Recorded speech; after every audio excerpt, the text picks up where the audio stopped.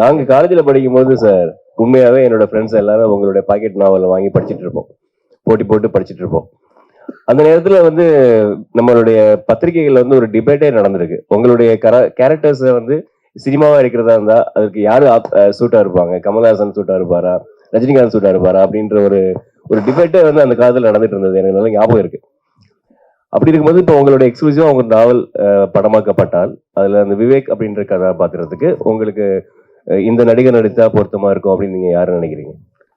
அதாவது என்னுடைய கதையை படிச்சவங்க எல்லாம் சொல்லுவாங்க, இது விஜய் நடிச்சா நல்லா இருக்கும், விவேகா, அஜித், இல்லைன்னா விஜயகாந்த், அப்படியெல்லாம் வந்து பல பேர் சொல்லுவாங்க. முதல்ல கமலஹாசன் சொல்லுவாங்க, அவர் ரஜினிகாந்த் சொல்லுவாங்க. ஆனா என்னுடைய விவேக் வந்து இவங்களுக்கெல்லாம் அப்பாற்பட்டவன். ஏன்னா ஒவ்வொரு வாசகரும் படிக்கும் போது விவேக்க வந்து ஒவ்வொரு விதமா வந்து அவங்க இப்படித்தான் இருப்பார் விவேக்னு சொல்லி மன அளவுல வந்து அவரை வந்து உருவாக்கி இருப்பாங்க. அந்த பிம்பத்தை வந்து நான் வந்து ஒரு நடிகர் மேல கொண்டு போய் செலுத்தி அதை வந்து இவர் தான் நடிக்கணும்னு நான் சொல்ல மாட்டேன். இதுக்கு ஒரு அருமையான புதுமுகம் இருந்தா போதும். இப்போ பாலா மாதிரி விவேக் வந்தா நல்லா இருக்கும், புதுசா இருக்கணும். அவர் தான் விவேக், வேற யாரும் கிடையாது. அது ரஜினியோ இல்ல கமலோ விஜயோ அது ஏன்னா அந்த வாசகன் வந்து அவரை விஜயா தான் பார்ப்பான், அஜித்தா தான் பார்ப்பான். ஆனா வந்து என்னுடைய விவேகா பார்க்கணும்னா ஒரு புது முகம் தான் வேணும். அப்படி ஒரு முகத்தை நான் தேடி இருக்கேன் சார். ராஜேஷ்குமார் சார், கமலஹாசனுக்கும் ரஜினிக்கும் கதை வச்சிருக்கீங்களா? கதை தேடிக்கிட்டு இருக்காங்க. உங்கள்ட்ட அந்த கதை ஏதாச்சும் இருந்தா போய் சொல்லுவீங்களா? சார் வந்து எங்கிட்ட கதை இல்லைன்னு நான் சொல்ல மாட்டேன். ஏன்னா ஒரு சமுத்திரத்துல போய் ஒரு பக்கெட் தண்ணியை கொண்டு வந்தா சமுத்திரம் வத்தி விடுமா? வற்றாது. எங்கிட்ட எல்லா தளத்திலும் கதை இருக்கு. அதாவது என்ன சொல்லுவாங்க, அவர் கமர்ஷியல் ரைட்டர், வெகுஜன எழுத்தாளர் அப்படின்னு சொல்லுவாங்க. அண்மையில வந்து பாத்தீங்கன்னா நம்ம ரிப்போர்ட்டர் பாலு அவர்கள் வந்து ஒரு பேட்டியில வந்து அவர் சொன்னா, அவர் இருக்காரா தெரியல, இங்க இருக்காரா, போயிட்டாரா? சரி. பாலு வந்து ஒரு பேட்டியில சொன்னாரு, கதைகளுக்காக நீங்க ஏன் வந்து எங்கெங்கயோ போய் தேடுறீங்க, அது பிடிக்கல இது பிடிக்கல, ஒருத்தர் சொன்னாரு பிடிக்கல அவர் போயிட்டாருன்னு சொல்லி. நம்ம ராஜேஷ்குமார் இருக்காரு, அவர்கிட்ட போய் கேளுங்க கதைய. அவர் நிறைய வச்சிருக்காரு கதைய. ஒன்னு சொன்னா 10 சொல்லுவாரு, அது பிடிக்கலையா இன்னொரு 10 சொல்லுவாரு. அப்படி இல்லாம நீங்க ஏன் பிரபலங்களையே போய் தேடி தேடி தேடி பாக்குறீங்க? எழுத்தாளர்களோட பயணம் பண்ணுங்க. சினிமா என்பது ஒரு வட்டம், அதுக்குள்ளேயே போவாங்க. நீங்க பாத்தீங்கன்னா சினிமா பீப்புளோட இது என்னன்னா, எனக்கு சினிமா என்னுடைய எழுத்து ரெண்டுமே வந்து என்னுடைய இரு கண்கள் மாதிரி தான். நான் கூட சொல்லல. சினிமாவுக்கு கூட என்னன்னா, 2 எழுத்து படம் வெற்றி பெற்றா எல்லா டைட்டிலும் 2 எழுத்துலயே வரும். ஒரு பேய் படம் வெற்றி பெற்றா பேய் படங்களா எழுப்பாங்க. அப்புறம் டார்க் காமெடின்னு சொல்லிட்டு ஒரு படம் வரும், அந்த டார்க் காமெடி வச்சே போவாங்க. யோகி பாபு வேணும்னா யோகி பாபு பின்னாடியே போவாங்க. இப்படியே தான் நம்மளோட சினிமா துறை இருக்கு. அவர் இல்லைன்னா படம் ஓடாதுன்னு சொல்லி. ஆனா ஆடியன்ஸ் வந்து நல்ல கதைகளை இயங்கி கொண்டிருக்கார்கள். ஒரு புதிய தளம், அட அசத்துக்காண்டா அப்படின்னு சொல்லக்கூடிய வாசகர்கள் இருக்காங்க. இன்னும் நான் பார்த்திருக்கேன். என்னுடைய குற்றம் 23 படம் வந்தப்போ செயற்கை கருத்தரிப்பு நிலையங்கள்ல வந்து நடக்கக்கூடிய மோசடிகளை பத்தி நான் கதை எழுதியிருந்தேன். அதை டைரக்டர் அறிவழகன் வந்து படிச்சுட்டு என்கிட்ட வந்து, சார் இதை படம் பண்ணானாரு. அந்த கதையை பண்ணிட்டு நேரடியா ஒரு பிரபலமான ஒரு நடிகரை போய் கதை சொல்லியிருக்காரு. சார் இது வந்து ஒரு சென்சிட்டிவ் மேட்டர் சார், இது நான் பண்ண விரும்பல, பண்ண பெண்களோட வெறுப்பு கிடைக்கும், அதனால நான் இந்த செயற்கை கருத்தரிப்பு படத்துல நடிக்க விரும்பலன்னு சொல்லிட்டார். அதுக்கப்புறம் தான் அருண் விஜய் போய் பார்த்து சொன்னப்போ அந்த படத்துல நடிச்சாரு. அது படம் மிகப்பெரிய வெற்றி பெற்றது. ஏன்னா கதையோட தளம் வந்து முற்றிலும் வேறுபட்டது. செயற்கை கருத்தரிப்பு நிலையங்கள் இப்பதான் இருக்கு, நம்ம தாத்தா பாட்டி காலத்துல எல்லாம் கிடையாது, எங்கேயுமே கிடையாது. முதியோர் இல்லங்களும் கிடையாது, செயற்கை கருத்தரிப்பு நிலையங்களும் கிடையாது. ஆனா இன்னைக்கு 2 தான் இருக்கு. அதனால இங்க நடக்கக்கூடிய மோசடிகளை வச்சு எழுதின கதை வந்து பெருமைய வெற்றி பெற்றது. அதற்கு காரணம் தளம் புதிது, கதை புதிது, அதை பார்க்கக்கூடிய வாசகர்களுக்கும் நேயர்களுக்கும் அந்த கதை பிடிக்கிறது. ஆனா நம்ம சினிமா பீப்புள் வந்து ஒரு வட்டம் போட்டுக்கிட்டு ஒரு குத்துப்பாட்டு, ஒரு டான்ஸு, அப்புறம் வன்முறை காட்சிகள் அதீதமா காட்டுறது, இது தான் ஆடியன்ஸுக்கு பிடிக்கும்னு ஒரு தப்பு கணக்கு போட்டிருக்காங்க. ஆகையால் என்னிடம் எல்லா கதைகளும் இருக்கிறது. அது இளம் இயக்குநராகட்டும் பிரபலமான இயக்குனர் தாராளமாக வரலாம். இப்போது கூட சென்ற வாரம் திரு சந்தானம் அவர்கள் கோவைக்கு வந்தார்கள். என்னோடு 2 நாட்கள் தங்கி கதை விவாதம் நடத்தி, சார் எனக்கு 6 கேள்வி மட்டும் இன்னைக்கு பதில் சொன்னா போதும், 6 கேள்விகள் கொடுத்துட்டு போயிருக்காரு. அதுக்கு நான் எழுதி கொடுத்துட்டேன் அவருக்கு. இப்படிதான் கதை போகணும், இப்படிதான் இருக்கணும், இப்படிதான் ட்விஸ்ட் இருக்கணும், இதுதான் மாரல், இதுதான் மெசேஜ் எல்லாம் எடுத்து கொடுத்துட்டேன். அவரும் ஹீ இஸ் ஹாப்பி. சார் நல்லா இருக்கு சார், இதெல்லாம் நல்லா இருக்குன்னு சொல்லியிருக்காரு. இது மாதிரி என்கிட்ட கேட்டா நான் கொடுக்க ரெடியா இருக்கேன். அது யாரா இருந்தாலும் சரி. சார் இங்க நாங்களும் என்னோட ஸ்கூல் டேஸ்லேருந்து நானும் ஸ்கூல் புக்லலாம் உங்கள் நாவல் நிறைய வச்சு படித்து அடிலாம் வாங்கியிருக்கோம். இப்போ வரைக்கும் விடாமல் படிக்கிறோம். படிக்க டைமில் கூட ஆடியோ புக்ஸ் நிறைய கேட்குறோம் உங்களோட கதைகள். இப்போ இவர் கேட்ட கொஸ்டினுக்கு தான் இது கண்டினியூஷன் தான் இது. இவ்வளோ வருஷத்தில் நீங்கள் இவ்வளோ கதைகள் இவ்வளோ வித்தியாசமான கிரைம் த்ரில்லர் செய்திருக்கீங்களே, யாருமே வந்து உங்களை கேட்கவே இல்லையா? உங்கள் கதையை கொடுங்க, நாங்கள் படம் எடுக்கணும், யாருமே கேட்கலையா? இல்லை, நிறைய பேர் வர்றாங்க. நிறைய பேர் வந்து என்கிட்ட கதை கேட்குறாங்க. ஆனால் நான் வந்து அவங்க கூட உட்காந்து கதை பேசுறதுக்கு முன்னாடி என்னுடைய கண்டிஷன் சொல்லுவேன் நான். அதாவது ப்ரொடியூசர் யாரு, அவரை பேச சொல்லுங்க என்கிட்ட, நான் அவர்கிட்ட பேசணும். அதுக்கப்புறம் தான் நான் உங்க கூட உட்காந்து பேசுவேன். ஆனால் உங்க கூட பேசுனா அது படமாகவே எனக்கு தெரியாது. ஏன்னா எனக்கு ஆல்ரெடி ஏகப்பட்ட கமிட்மெண்ட்ஸ் இருக்கு. முதல்ல வந்து நான் பத்திரிகை கதை எழுதிட்டு இருந்தேன். இப்போ அப்படி கிடையாது.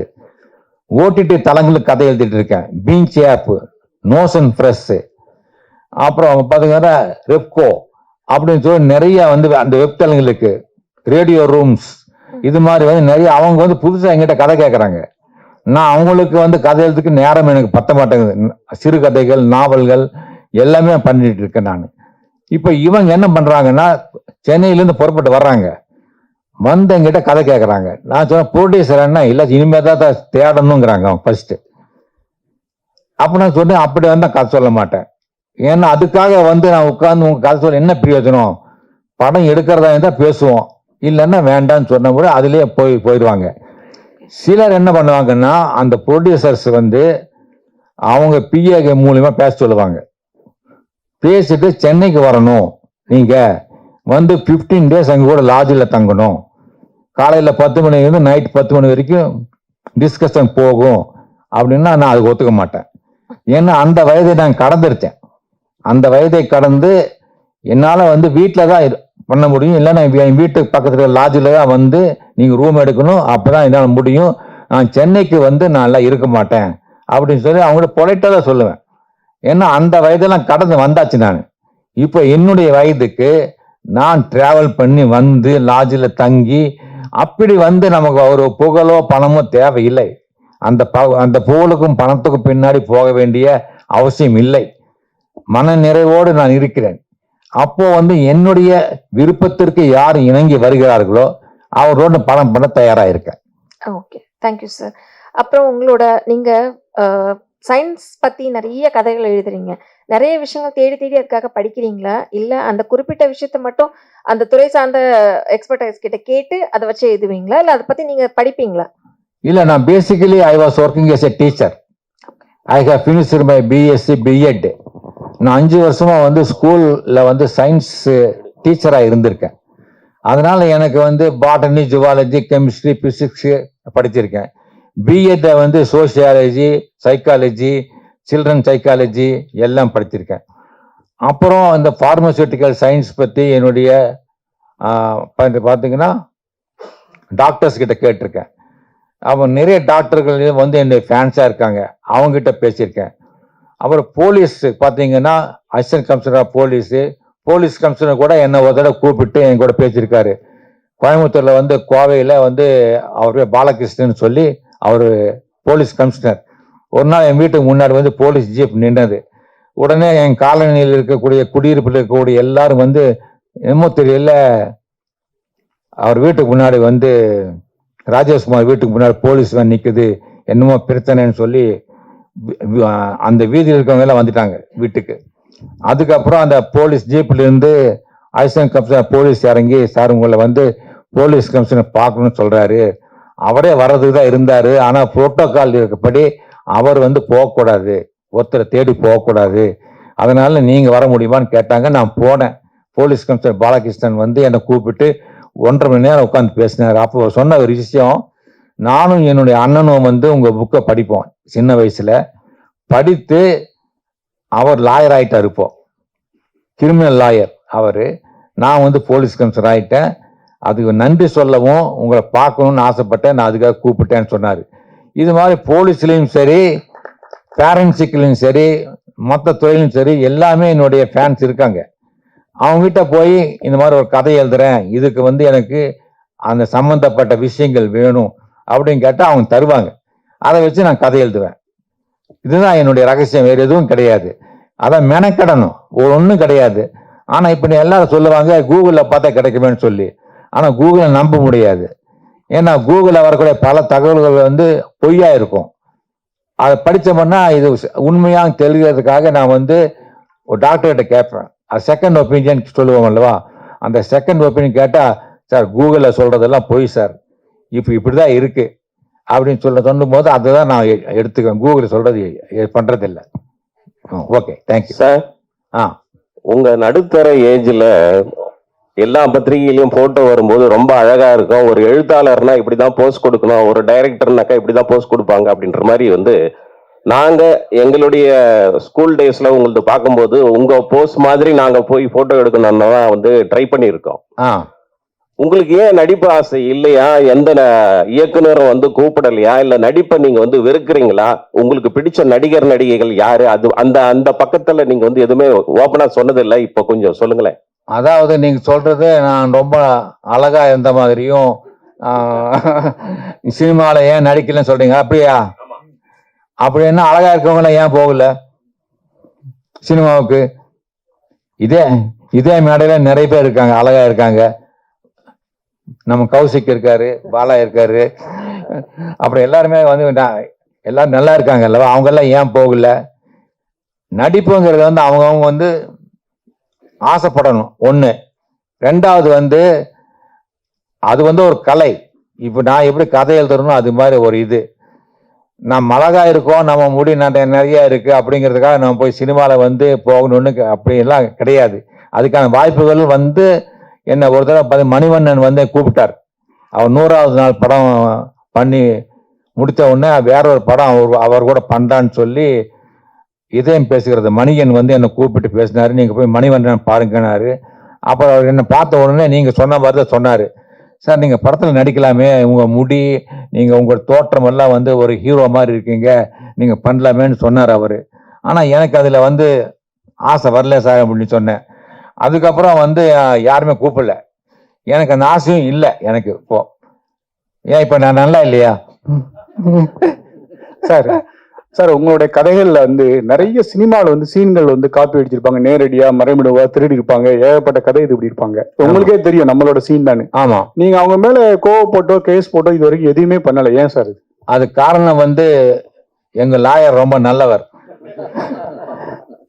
அவர் சொன்னாரு, ராஜேஷ்குமார் நீங்க கேஸ் போட்டீங்கன்னா நீங்க எனக்கு பீஸ் கொடுத்துட்டே இருக்கணும் ஒண்ணு. ரெண்டாவது இந்த கேஸ் வந்து ஜூரிஸ்டிக்ஷன் வந்து எங்கன்னா சென்னை, நீங்க சென்னை தான் போகணும். ஒவ்வொரு தடவையும் என்ன சென்னை கூட்டு போவீங்களா?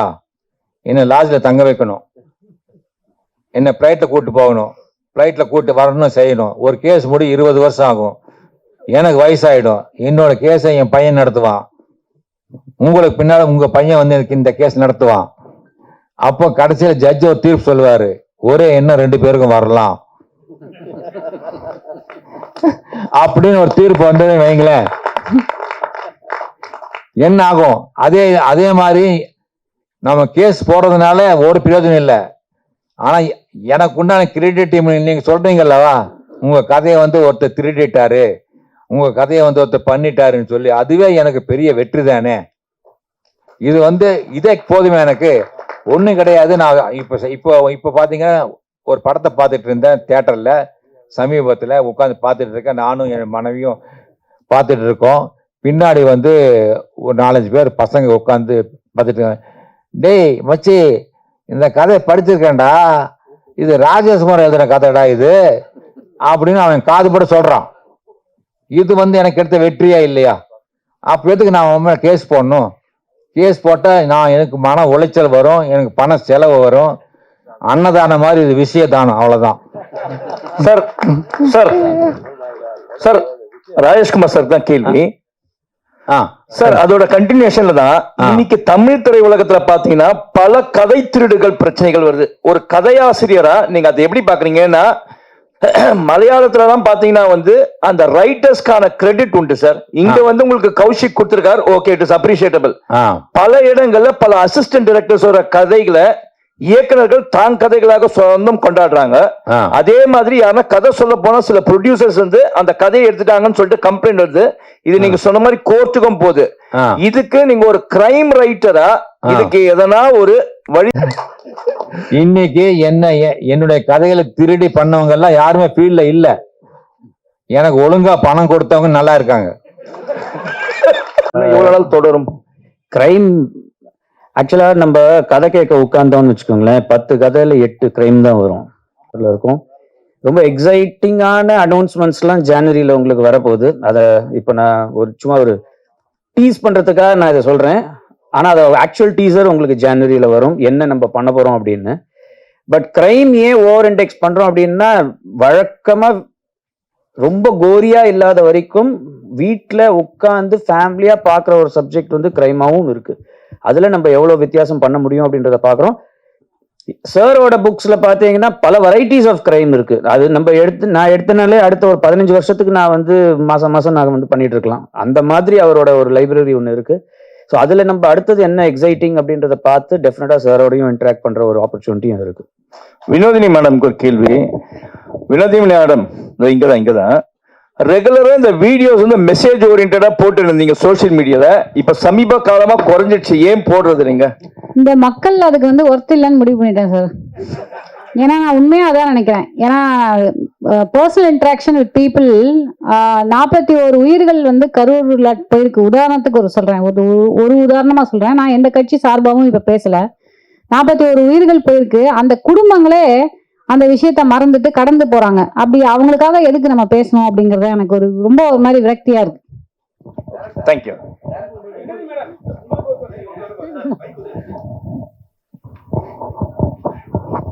ரேகையை பத்தி அதான் ஒரே ஒரு கேள்வி. மேடம், ஃபர்ஸ்ட் வாழ்த்துக்கள். எந்த ஒரு நடிகையும் வந்து ஸ்டேஜ்ல இருந்து சாரி சொல்ல மாட்டாங்க. ஏன்னா அவங்களோட ஈகோ வந்து ரொம்ப மென்ஷன் பண்ணுவாங்க. அது ஃபர்ஸ்ட் உங்களுக்கு ஒரு வாழ்த்துக்கள். அப்புறம் வந்து இந்த படத்துல நிஜமாவே அது நான் வந்து பேசினது கொஞ்சம் கடுமையா இருந்ததுதான். ரொம்ப சாரி, வெரி சாரி. அதுக்கப்புறம் வந்து இந்த படத்துல வந்து நெகட்டிவ் ரோல் பண்ணிருக்கீங்க. ஃபர்ஸ்ட் டைம் பண்ணும்போது டைரக்டர் ஏதாவது சொல்லியிருப்பாங்க, நீங்க ஏதாவது கண்டிப்பா சஜஷன் சொல்லியிருப்பீங்க, நான் நல்ல நடிகடா, என்ன ஏன்டா இது போட்டு பண்றீங்கன்னு சொல்லிட்டு ஒரு விஷயம் நடந்திருக்கும். அதை பத்தி இல்ல, நான் வந்து எல்லா டைரக்டர்ஸ்ட்டுமே நீங்க கேட்டு பார்க்கலாம். என்னுடைய முதல் படத்துல இருந்து இன்னி வரைக்கும் நான் வந்து ஒரு டைரக்டர்ஸ் ஆக்டர். நான் வந்து ஒரு வீட்டில் நான் சொல்லிட்டே போவேன். ஆக்சுவலா நான் ஸ்பாட்லேயே நிறைய தடவை சொல்லியிருக்கேன், நான் மூளையை கைட்டி வச்சுட்டு தான் நான் ஸ்பாட்டுக்கு போவேன். ஏன்னா நம்ம வந்து ஃபர்ஸ்ட் சில டிசிப்ளின் நான் மெயின்டைன் பண்ணுவேன். நம்ம டைரக்டருக்கு ஐடியா கொடுக்கறதுக்கு நம்ம வந்து அந்த இடத்துல நம்ம டைரக்டர் கிடையாது. அதே மாதிரி நான் வந்து போன உடனே இன்னைக்கு எத்தனை மணிக்கு முடியும் அப்படிங்கிற வார்த்தை நான் கேட்க மாட்டேன். முதலே அதை கேட்டுப்பேன், என்ன கால் ஷீட் கேட்டுப்பேனே தவிர இன்னைக்கு எப்போ முடியும் எனக்கு அப்படின்னு நான் கேட்க மாட்டேன். பேக்கப் அப்படிங்கிற வார்த்தை வந்து ஆக்டர்ஸ் யாருமே அந்த வார்த்தையை சொல்லக்கூடாது, டைரக்டர் மட்டும் தான் சொல்லணும். அதே மாதிரி கோ ஆக்டருக்கு வந்து யாரும் வந்து சஜஷன் கொடுக்கக்கூடாது, இப்படி பண்ணலாமே. அவங்க எவ்வளவு ஜூனியரா இருந்தாலும் நம்ம வந்து பல வருடங்கள் நம்ம நடிச்சிருந்தாலும் அதை நான் இந்த மாதிரி சில விஷயங்களை ஃபாலோ பண்றதுனால நான் வந்து டைரக்டர் என்ன சொல்றாரோ, இப்ப இதுலயே வந்து நானா பண்ணியிருந்தேன்னா நான் என்னால ஒரே பாணியில் தான் பண்ணிட்டு இருக்க முடியும். ஆனா ஒவ்வொரு டைரக்டருக்கு நம்ம வந்து மோல்ட் ஆகும் போதுதான் நம்ம வேற மாதிரி பண்ண முடியும். ஸோ இதுலயுமே வந்து அப்படிதான் போனதும். சார் டைரக்டர் சொல்லுங்க சார். இப்போ கரண்ட்ல வந்து பாத்தீங்கன்னா இந்த இதுதான் மாஃபியா, இந்த மெடிசன் பத்தி தான் போயிட்டு இருக்கு. அது எல்லாருக்குமே தெரியும். சமீபத்துல கிட்னி கூட உங்களுக்கு தெரிஞ்சிருக்கும், அது வந்து திருடுன்னு சொல்ல முறைகேடு இருந்தாங்க. ஸோ நீங்க இவ்வளவு தைரியமா G5ல சொல்லும் போது அவங்க என்ன சொன்னாங்க? ஒருவேளை நம்மளுக்கு ரைடு வருமா, ஈடி வருமா அப்படின்னு ஏதாவது சொன்னாங்களா? இல்ல, கௌசிக் சார் அப்பெல்லாம் எதுவுமே சொல்லல. அவரு கிளினிக்கல் ட்ரையல் வந்து அவர் அக்செப்ட் பண்ணிட்டாரு. பட் இந்தியா கண்டென்ட் அவங்க வரும்போது அவருக்கு வந்து இந்த மாதிரி ஒண்ணு இருக்கிறதே தெரியல. அப்புறம் கௌசிக் சார் சொன்னார் எங்கெல்லாம் இந்த மாதிரிலாம் நடக்குது அப்படின்ட்டு. ரீசெண்டா கூட ஹைதராபாத்லயோ மங்களூர்லயோ இருக்கிற GHல நடந்திருக்கு. ஸோ ரைட் பண்ணியிருக்காங்க. அங்கே இருக்கிற கவர்மெண்ட் டாக்டர்ஸ்க்கு வர பேஷண்ட்டுக்கு மேலே இந்த மாதிரி பண்ணியிருக்காங்க. பட் நிறைய நியூஸ் இதில் போடுவோம் ஆக்சுவலாக. ஆமாம். அதே போல காஸ்டியூம் கூட பாத்தீங்கன்னா ஹீரோ வந்து ஜெய்பீம்லயும் போலீஸா நடிச்சிருப்பாரு, விடுதலையிலயும் போலீஸா வருவாரு. ஸோ அதே காஸ்டியூம் இதுலயும் போலீஸா தான் பண்ணியிருக்காரு. இல்லை, அது நாங்கள் கொஞ்சம் நிறைய அவாய்ட் பண்ணியிருப்போம். நீங்கள் பார்த்தீங்கன்னா ட்ரெஸ்ஸை கல்றது. ஆமாம், அந்த காஸ்டியூம் அவாய்ட் பண்ணி நிறைய இடங்கள் இன்வெஸ்டிகேஷன் போகிறது எல்லாமே பார்த்தீங்கன்னாக்கா ஒரு மஃப்டியில் போகிற மாதிரி தான் வச்சுருப்போம் நாங்கள். அதுக்காண்டி பிளான் பண்ணது. அது அந்த போலீஸ் ட்ரெஸ்ஸே வேணாம் அப்படின்ட்டு. டைலாக் ரைட்டர் யாரு இதுக்கு? நீங்களே பண்ணீங்களா? இல்ல வினோதி மேடமுக்கு ஒரு டைலாக் வச்சிருப்பீங்க, ஒரு கிளாப் கூட வந்திருக்கும், பெண்கள்னா லஞ்சம் வாங்க மாட்டோமா அப்படின்ற மாதிரி. அதை எப்படி சூஸ் பண்ணீங்க? அது உண்மையை சொல்லிடுறேன், அது கௌசிக் சார் தான் சொன்னாரு. பர்டிகுலர் நான் ஒத்துக்காரு. அவர் சொன்னா நான் எப்போதுமே செய்வேன். அது சொன்னார். அது ஃபர்ஸ்ட் பேசும்போது அந்த கேரக்டர் வந்து மேல் கேரக்டரா தான் இருந்தது. திடீர்னு வந்து ஷூட்டிங் ஆரம்பிக்கிறதுக்கு அந்த ஒரு டைம்ல வந்து இது ஒரு ஃபீமேல் கேரக்டர் பண்ணா எப்படி இருக்கும் அப்படின்னு ஒரு டிஸ்கஷன் ஒன்று வந்தது. அது பண்ணும்போது அவங்கள பார்த்தா யாராவது வில்லன்னு சொல்லுவாங்களா, அவங்க வில்லனா பண்ணா எப்படி இருக்கும் அப்படின்னு ஒரு டிஸ்கஷனும் வந்தது. ஸோ அப்போ வந்து ஒரு டைலாக் ஒன்று சொல்லிக்கலாம், ஏன் பொம்பளைன்னா காசுக்கு ஆசைப்பட மாட்டாங்களா, அது என்ன ஆம்பளைங்களோட ஐபியான்னு அது அந்த மாதிரி எதுவும் கிடையாது, அவங்களும் ஆசைப்படுவாங்க, அவங்களும் கொலை பண்ணலாம். ஸோ அந்த ஒரு இதில் வந்து வேற ஒன்றும் இன்டென்ஷனலாக எதுவும் பண்ணல. கௌசிக் சார், நீங்கள் டீம் டிஸ்கஷனில் உட்காரும் போது கண்டிப்பாக வந்து ஒரு விஷயம் சொல்லியிருப்பாங்க, ஒரு லேடி போலீஸ் வந்து இது வரைக்கும் நாங்கள் பார்த்ததே கிடையாது, மல்லிப்பூ வச்சுருந்ததுலாம், அது மென்ஷன் பண்ணும்போது சொன்னாங்களா இது ஒர்க் அவுட் ஆகுன்ட்டு? இல்லை, அந்த சீன் வந்து தீனா சார் எழுதும் போதே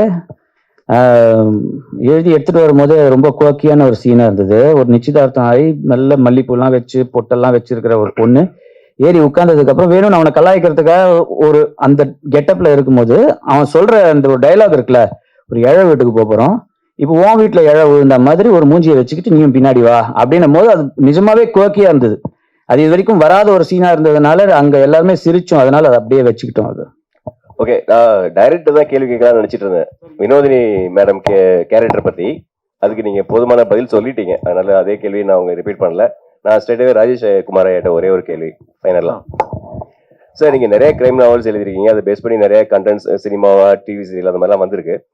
ஒரு கொஸ்டின் நான் கேட்குறேன், என்னன்னா ஒரு நிஜமா நடக்கிற ஒரு கிரைம், அதுக்கு ஒரு இன்வெஸ்டிகேட் பண்றதுக்கு ஒரு க்ளூவே இல்லாம ஏதாவது ஒரு போலீஸ் ஆஃபீஸர்ஸ் வந்து சார் சாட்ட போனா ஏதாவது ஒரு க்ளூ கிடைக்குமா அப்படின்னு யாராவது தேடி வந்திருக்காங்களா உங்கள்கிட்ட?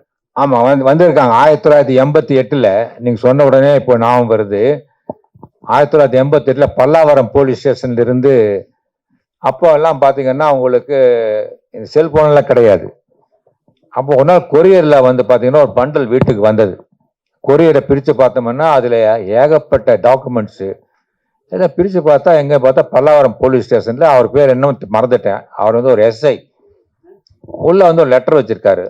உள்ள வந்து ஏகப்பட்ட ஜெராக்ஸ் காப்பி, உள்ள போஸ்ட்மார்ட்டம் ரிப்போர்ட்டு, அப்புறம் ஸ்டேட்மெண்ட்ஸு, அப்புறம் பார்த்தீங்கன்னா வாக்குமூலங்கள், இதெல்லாம் போட்டு எதுக்குடான்னு பார்த்தா லெட்டரை படித்து பார்த்தா, சார் என் பேர் மறந்துட்டேன், நான் உங்கள் வாசகன், நீங்கள் உங்களோட கிரைம் காரணம் நல்லா படிக்கிறேன், ஒவ்வொரு கொலையும் ரொம்ப அற்புதமாக வந்து விவேக் கண்டுபிடிக்கிறாரு, விவேக் நீங்கள் தான்ங்கிறது எனக்கு தெரியும், அந்த மூலம் தான் வந்து ரொம்ப அற்புதமாக வந்து ஒரு கேஸை வந்து கரெக்டா போய் நூல் பிடிச்ச மாதிரி போய் கொலையாளி பிடிச்சிடுறீங்க, தடைங்கள் எல்லாம் வச்சு. இந்த மாதிரி வந்து சார் ஒரு கொலை நடந்தது சார் எங்க ஊர்ல, இந்த கிராமத்துல வந்து இரட்டை கொலை நடந்திருக்கு. இதுல வந்து 20 பேர் மேல சந்தேகப்பட்டு 20 பேரையும் விசாரிச்ச பார்த்தப்போ யார் மேல சந்தேகப்படுறதுன்னு தெரியல சார். எல்லார்கிட்டையும் வந்து வாக்குமூலம் வாங்கி வச்சிருக்கேன், படிச்சு பார்த்தேன், எவனை சந்தேகப்படுறதுன்னு தெரியல, அடிச்சும் பார்த்தாச்சு, ஒன்றும் பெயர் முடியல. நீங்க தயவு செய்து இதெல்லாம் படிச்சுட்டு இதுல எவன் கொலைகாரன்னு சொன்னீங்கன்னா நான் அவனை கைது பண்ணிடுவேன், கைது பண்ணி நான் சொல்லிட்டோம்னா எனக்கு ப்ரமோஷன் கிடைக்கும் சார். நீங்க தயவு செய்து இதெல்லாம் படிச்சு பார்த்துட்டு இவர் இதுல எவன் கொலைகாரனா இருப்பான் அப்படின்னு நீங்க சொன்னீங்கன்னா கொஞ்சம் உதவியா இருக்கும்னு சொன்னார். இதை நான் பண்ணிட்டு உடனே அவருக்கு ஒரு லெட்டர் எழுதினேன். என்னன்னா, நீங்க எழுதினது என் மேல வச்சிருக்க நம்பிக்கையில வந்து நீங்க இவ்வளோ இது வந்து எல்லாம் வாக்குமூலங்கள், போஸ்ட்மார்ட்டம் ரிப்போர்ட்டு, அப்புறம் பார்த்தீங்கன்னா ஸ்டேட்மெண்ட்ஸ் எல்லாமே போலீஸ் சம்பந்தப்பட்ட எல்லாமே கொடுத்துருக்கீங்க. ஆனால் ஒரு விஷயத்த மறந்துட்டீங்க, நான் ஒரு நாவல் எழுதும் போது எனக்கு கொலைகாரன் யாருன்னு தெரியும். முதல்ல அந்த கதை எழுதும் போதே கொலை எப்படி நடக்குது, யார் கொலை பண்ணுவாங்க, அங்க தடையை என்ன விட்டுட்டு போவாங்க, இதெல்லாம் வந்து எனக்கு எல்லாமே தெரியும். எல்லாத்தையுமே தெரிஞ்சது தெரியாத மாதிரி கதையை கொண்டு போய் கடைசியில ஒருத்தனை பிடிப்பேன். இது வந்து எழுத்து. This is theory. இது வந்து தியரி. நான் ஹோம்ஒர்க் பண்றேன், உட்காந்துட்டு ஹோம்ஒர்க் பண்ற ஒரு கேஸ் இது எப்படி பண்றாங்க அப்படிங்கிறது பண்றேன். ஆனா இது பிராக்டிக்கல். இது நீங்க தான் கண்டுபிடிக்கணும். இதுக்கு நீங்க தான் படிச்சிருக்கீங்க. அதனால எழுத்தாளர் வேற, போலீஸ் வேற அப்படின்னு நான் சொன்னேன்.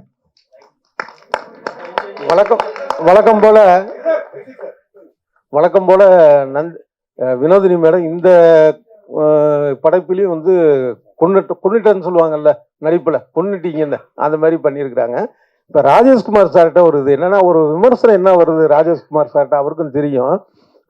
ஒரு கற்பனையான ஒரு கதையை வச்சு அதை சுவாரஸ்யமா கொடுத்து அதை பெரிய சாதனை பண்ணிருக்கிறீங்க.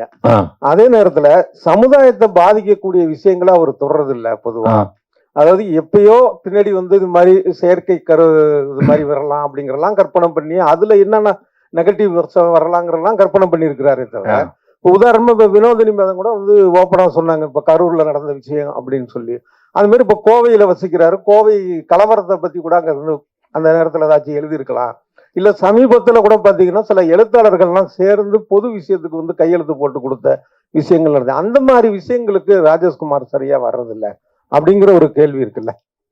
சரி, இப்போ நீங்க சொன்னீங்க, அதாவது சமுதாயத்துக்காக இந்த ராஜேஷ்குமார் ஒண்ணுமே பண்ணல, அவர் வந்து கதை எழுதிட்டு சொல்லியிருக்கீங்க. நான் யாருமே குற்றம் பண்ணக்கூடாதுங்கிறதுக்காக தான் இந்த குற்றைவியல் கதையெல்லாம் நான் எழுதிட்டு இருக்கேன். தப்பு செய்தவன் உப்பு தின்றவன் தண்ணியை குடிப்பான், தப்பு செய்தவன் தண்டனை அவனுக்கு கிடைக்குங்கிறது தான் என்னுடைய பாலிசி. நீ எவ்வளவுதான் திட்டம் போட்டு ஒரு மர்டரை பண்ணாலும் போலீஸ்ல மாட்டிக்க போறேன் அப்படிங்கறத எச்சரிக்கை பண்றதுக்கு தான். போலீஸ்ல வந்து ஒண்ணு இருக்கும், ஒருத்தன் எவ்வளவுதான் திட்டம் போட்டு, நான் கேட்டேன் போலீஸ் ஆபீசர், எப்படி சார் வந்து ஒருத்தனை பிடிக்கிறீங்க, எப்படி சந்தேகப்படுறீங்கன்னு கேட்பேன். அப்ப சொன்ன ராஜேஷ்குமார், ஒரு இடத்துல ஒருத்தன் கொலை பண்ணான்னா, ஒரு குற்றத்தை பண்ணான்னா அவனையும் அறியாம ஒரு ஐடென்டிஃபை விட்டுட்டு போவான், ஏதாவது ஒரு தடயத்தை விட்டுட்டு போவான். தட் இஸ் பர்க்லஸ் விசிட்டிங் கார்டு அப்படின்னு சொல்லி ஒரு வேர்டே இருக்கு போலீஸ் டிபார்ட்மெண்ட்ல, பர்க்லஸ் விசிட்டிங் கார்டு அப்படின்னு அதுக்கு பேர் வச்சிருக்காங்க. எப்படி விட்டுட்டு போவான்னு சொல்லியிருக்காங்க. அதனால நீ தப்பு பண்ணாதேன்னு நான் சொல்ல வர்றேன் உங்ககிட்ட. நீ பாலியல் பலாத்காரம் பண்ணாதே, உனக்கு இந்த மாதிரி கெட்ட எண்ணங்கள் வரக்கூடாது. இப்போ அப்படி நீங்க சொல்றீங்க, அதாவது ராஜேஷ்குமார் நீங்க வந்து ஏதோ கதை எழுதுறீங்கன்னு சொல்லி, இதே வந்து சாராய் பாட்டில் என்ன எழுதிருக்கான், குடியை கெடுக்கும், குடிக்காதுன்னு சொல்றான்ல, அப்பயும் குடிக்கிறாங்க எல்லாம், அப்பயும் குடிக்கிறாங்க, அதை சொல்லியிருக்காங்கல்ல. அதே மாதிரி என்னுடைய கதைகள் வந்து நீ தப்பு பண்ணாதே, தப்பு பண்ணா உனக்கு பிரச்சனைகள் இருக்கு, குடும்பம் ஆளியும் அப்படிங்கிறத நான் வந்து சொல்றேன். என்னுடைய கதைகள பொய்டிக் ஜஸ்டிஸ் இருக்கு. என்னுடைய கதைகள் எல்லாம் நீங்க இது வரைக்கும் படிச்சது இல்லை. 1500 நாவல்ல வந்து நீங்க மீறி போற ஒரு 100-150 நாள் படிச்சிருப்பீங்கன்னு நினைக்கிறேன். நான் நிறைய கதைகள் பெண்களுக்காக எழுதியிருக்கேன், பெண்கள் சம்பந்தப்பட்ட கதைகள். ஒரு சதவீதம் கூட போலீஸே இல்லாத கதைகள் இருக்கு. ஒரு துளி கடல் யாரு, ஒரு பெண், ஒரு பெண்ணோட மனசுதான் ஒரு துளி கடல். ஒரு பெண்ணோட மனதில் இருக்கக்கூடிய எண்ணத்தை வந்து யாரும் கண்டுபிடிக்க முடியாது. கடலின் ஆழத்தை கூட ஒருத்தன் கண்டுபிடிக்கலாம், ஒரு பெண்ணோட மனசுல என்ன இருக்கு கண்டுபிடிக்க முடியாதுன்னு சொல்லி அந்த கால சித்தர்ல இருந்து இன்னைக்கு இருக்கிற உளவியல் டாக்டர் வரைக்கும் சொல்லிட்டாங்க. அது உண்மையா இல்லையா? ஒரு பெண்ணோட மனசுல தெரியுமா? இன்னைக்கு பாத்தீங்கன்னா இங்க உட்கார்ந்து இருக்காங்க, இங்க என்ன தெரியுமா உங்களுக்கு? ஒரு ஆண் சீக்கிரமா வந்து ஒரு ஆணை வந்து சீக்கிரமா கண்டுபிடிச்சிடலாம். ஒரு ஆண் அழுதா அவன் உடஞ்சானோ அவ்வளவுதான், முடிஞ்சான். ஆனா ஒரு பெண் வந்துதான், அவ வந்து உடம்பால் மென்மையானவள், உள்ளத்தால் இரும்பானவள். அதுதான் ஒரு துளி கடல் அப்படிங்கிற பேர் வச்சு கதை எழுதினேன் ஒரு பெண்ணை பத்தி. அதே மாதிரி பூவில் செய்த ஆயுதம் அப்படின்னு டைட்டில் ஒரு கதை எழுதினேன். பூவுன்னா என்ன? ஒரு பெண்ணு, அதுல செய்த ஒரு ஆயுதம் தான் ஒரு பெண். ஒவ்வொரு பெண்ணும் பூவில் செய்த ஆயுதம். இது வந்து நான் எழுதினேன் ஒரு கதை, ஒரு பெண் எப்படி வந்து கிரைமை வந்து எதிர்கொள்ளணும்னு சொல்லி ஒரு கதை எழுதினேன். மூடு பனி நிலவுன்னு ஒரு கதை. இதெல்லாம் நான் ஏன் சொல்றேன்னா, என் கதைகளை முழுமையா படிக்காதவங்க தான் ஒரு இந்த மாதிரி கேள்வி வந்து கேட்கறாங்க. மூடு பனி நிலவுன்னா என்ன? ஒரு பெண் ஒரு கிரைம் சூழல்ல மாட்டிக்கிட்டா அவ எப்படி இந்த பிரச்சனை எதிர்கொண்டு வருவா சொல்ற. இன்னைக்கு நான் ஒரு விஷயம் சொல்றேன். 6 மாசத்துக்கு முன்னாடி என் வீட்டுக்கு முன்னாடி நான் நின்றுட்டு இருந்தேன். காலையில வந்து ஒரு 55 வயது மதிக்கத்தக்க ஒருத்தர் தோல்ல மண்வெட்டியை போட்டுக்கிட்டு போயிட்டு இருந்தார். கூட அவருடைய மனைவி சித்தால் வேலைக்கு வெத்தலை பாக்கு போட்டுக்கிட்டு அந்த அம்மாவும் போயிட்டு இருக்காங்க. 2 பேரும். நான் கால் நின்றுட்டு இருக்கேன். அந்த அம்மா போன பிறகு லேசா திரும்பி பார்த்தாங்க, வந்தாங்க என்கிட்ட. நான் நினைச்சேன் ஏதோ வழி கேட்கறாங்க நினைச்சிட்டு, என்னம்மா வழி தெரியலையான்னு. இல்லைங்க, நீங்க ராஜேஷ்குமார் தானே, இந்த கதையெல்லாம் எழுதுருவீங்க, அவர் தானே நீங்க அப்படின்னு கேட்டுச்சு. ஆமா ஆமாண்ணா. ஐயா மாறிட்டீங்க ஐயா, ரொம்பவும். முதல்லாம் புசு புசு முடி இருக்கும், இப்போ வந்து மாறிட்டீங்க ஐயா. ஆமா, வயசான எல்லாம் மாறுவாங்கல்ல அப்படின்னு கேட்டேன். சரிம்மா, என்னம்மா விஷயம்னு கேட்டேன். இல்லைங்க, நான் 6ஆம் வகுப்பு வரைக்கும் படிச்சிருக்கேன் ஐயா. நான் உங்க நாவல் தான் ஐயா படிச்சு சில இங்கிலீஷ் வார்த்தையெல்லாம் கட்டிக்கிட்டேன் ஐயா. அது மேயை கம்மின் அப்படின்னா நான் உள்ளே வரலாமான்னு தானே அர்த்தம். அப்படின்னு ஒரு பொண்ணு, அதாவது ஒரு சித்தாள் பொண்ணு என்கிட்ட கேக்குது. 6ஆம் வகுப்பு வரை படிச்சிருக்கேன், உங்க நாவல் படிச்சுதான் நான் வந்து மேல வந்த பல இங்கிலீஷ் வார்த்தைகளை கத்துக்கிட்டேன். நான் மத்தியானம் 1 மணிலேருந்து 2 மணி வரைக்கும் சித்தாள் வேலை பார்த்துட்டு சாப்பிடும்போது எல்லாம் தூங்குவாங்க, நான் உங்க புக்கு படிப்பேன்.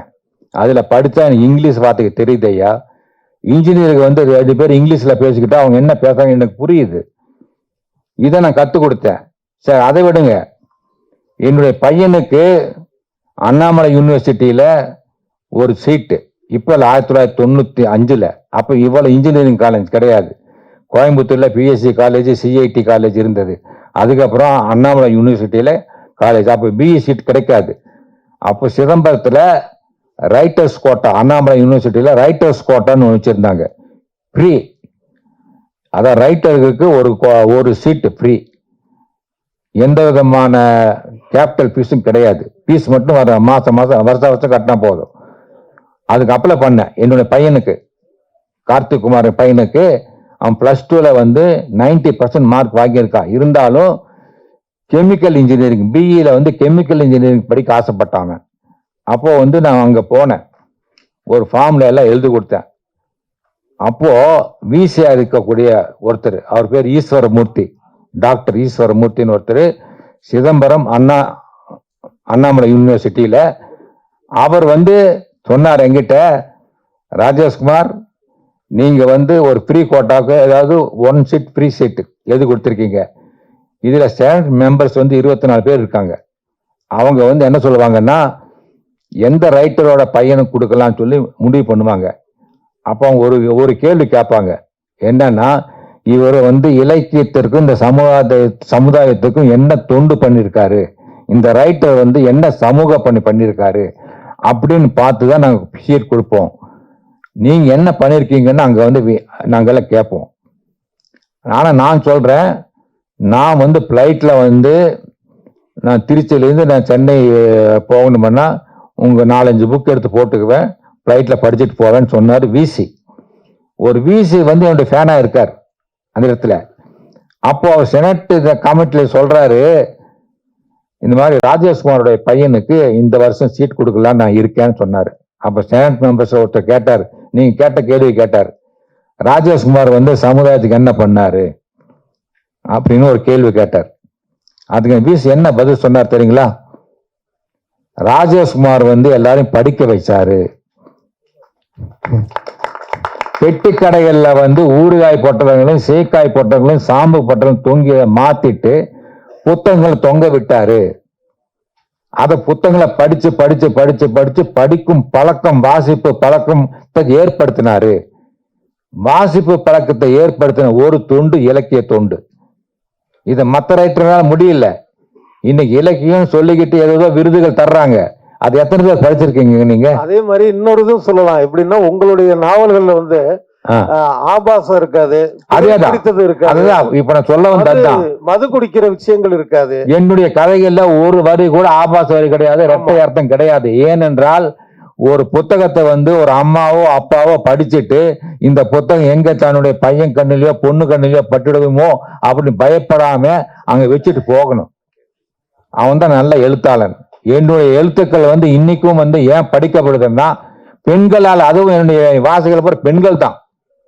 தாய் குலம் தான் என்னுடைய பெரிய பலம். அந்த தாய் குலம் தான் வந்து இன்னைக்கு வந்து என்னுடைய புத்தகங்களை படிச்சுட்டு இருக்காங்க. இன்னைக்கு பாருங்க, எத்தனை பேர் வெளியே வந்து என் கூட போட்டோ எடுத்துக்கிட்டாங்க. என்னுடைய மகள்களா நான் என்னுடைய பொண்ணுங்களா நினைச்சேன். பொண்ணுங்களா நினைச்சு என் கூட வந்து நின்று எல்லாரும் போட்டோ எடுத்துக்கிட்டாங்க. அது எவ்வளவு பெரிய விஷயம். பொண்ணுங்க அவள் சீக்கிரம் போய் போட்டோ எடுத்துக்குவாங்களா? ஒரு ஆணுக்கு பக்கத்தில் நின்று போட்டோ எடுத்துக்குவாங்களா? ஆனா இன்னைக்கு இருக்கக்கூடிய எல்லா பெண்களும் கூட போட்டோ எடுத்துட்டாங்க. இந்த மேடையில் இருக்கக்கூடிய எல்லா பெண்களும் வந்து என்னுடைய மகள்களா நினைச்சு நான் எடுத்து நின்று போட்டோ எடுத்துக்கிட்டேன். அந்த ஒரு மதிப்பு எனக்கு கிடைச்சது காரணம் என்னுடைய நாவல்கள் தான். அதனால நீங்க சொன்ன மாதிரி நான் வந்து என்னுடைய இலக்கிய பணிதான். கிரைம் இல்லாத இதே கிடையாது. இன்னைக்கு வந்து மகாபாரதம் மிகப்பெரிய மெகா கிரைம் நாவல். சகுனி மாதிரி ஒரு வில்லன் உண்டா? பாலியல் பலாத்காரம் திரௌபதி பண்ணா, அது ஒரு இல்ல, அது வந்து கிரைம் இல்லையா? முதல் பெண் கடத்தல் யாரு? சீதையை ராவணன் கடத்திட்டு போனது. First kidnapping. முதல் கோர்ட் சீன் எது? கண்ணகிக்கும் பாண்டியனுக்கும் நடந்த அந்த சொற்போர். சிலம்ப போட்டு உடைச்சா நான் குற்றமற்றவன் அப்படின்னு சொல்லி அவ நிரூபிச்சா. இப்படி எல்லாமே கிரைம் இலக்கியம் தான்.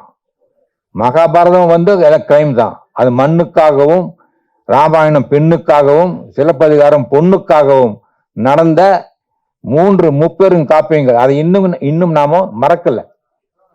Okay sir. Sir light sir. Sir கடைசியா ஒரே கேள்வி. ஒரே நிமிஷமா சார். லைட் சார், கடைசியா ஒரே கேள்வி. மைக் கொடு. சார் C5 தமிழ்ல இதுக்கு முன்னால வெப் சீரிஸ் எடுத்தீங்களா? அதோட ரெஸ்பான்ஸ் எப்படி இருக்கு? டேட்டாக்கள் சொல்ல முடியுமா? எந்தெந்த மாதிரி இருக்கு? இதுக்கு முன்னால வெப் சீரிஸ் எந்த அளவுக்கு மக்கள் சேர்ந்திருக்கு? அந்த எண்ணிக்கை அது கொஞ்சம் விளைவா சொல்லுங்க.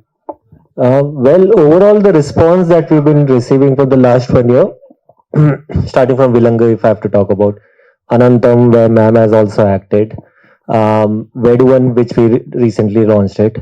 The response, all the series have crossed a certain milestone and given us the subscription. You know, like how box office in the theaters it works. For us, it is the subscription. So the response has been phenomenal. We believe in the writers. We believe in good producers. And then eventually we fall with great actors. So our vision for our future projects also remains the same, that we join hands with great writers like the legend that we have got over here. In future also, if we get a chance to work with sir, we'll be very privileged over here. So that's how the vision we are working on. Pavithra அவங்க கிட்ட கேட்கலாம். Heroine Pavithra கிட்ட ஒண்ணு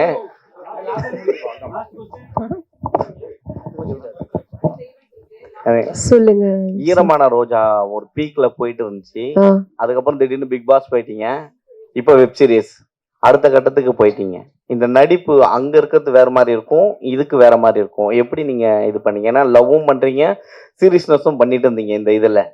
so எப்படி அந்த கொண்டு வந்தீங்க? Acting class ஏதாவது போறீங்களா? ஏன்னா எப்பயுமே சிரிச்சுக்கிட்டே இருப்பீங்க. நான் உங்களை எடுத்திருக்கேன் குமுதத்துல இருக்கும் போது, ஈரமான ரோஜா எடுத்திருக்கேன். நான் வந்தப்போ திரவியமும் உங்களையும் எடுத்தேன். ஸோ ஒரு ஆக்டிங் சீரியல்ல சொல்லும் போது வேற மாதிரி இருக்கும். அழுவுங்க அப்படின்னு கீழே சொல்லுவாங்க ஸ்கிரிப்டோட. ஸோ இப்போ இதுல இருக்கிறதுக்கும் அதுக்கும் எப்படி இந்த வேரியேஷன்? இல்ல சார், கலைக்கிறாரு. ஆக்டிங் கிளாஸ் மத்தவங்களுக்கு எடுக்கிறேன்னு சொல்லுங்கிறாரு. அதெல்லாம் எதுவும் இல்ல. அதுதானே ஒரு ஆக்டரோட வேலை. ஸோ 2 இடத்துலயும் எந்தெந்த இடத்துக்கு என்னென்ன இமோஷன் வேணுமோ அதுக்கு தானேங்க வேலை செய்யறோம். அதனால அது மேபி நான் சீரியல் பண்ணதுனால எனக்கு இதை ஹேண்டில் பண்றது கொஞ்சம் ஈஸியாவே இருக்கு. ஸோ அந்த சீன் என்னன்னு நான் முன்னாடியே படிச்சுட்டேன்னா அந்த மைண்ட் செட்லயே நான் ஒரு மைண்ட் செட்லயே இருப்பேன். ஸோ அது எனக்கு ஹெல்ப்ஃபுல்லா இருந்துச்சு இந்த சீரீஸ்ல. தேங்க்யூ. வந்திருந்து சிறப்பு சேர்த்த அனைவருக்கும் அன்பும் நன்றியும். ஒரு குரூப் போட்டோ எடுத்துக்கலாம். சார் உங்ககிட்ட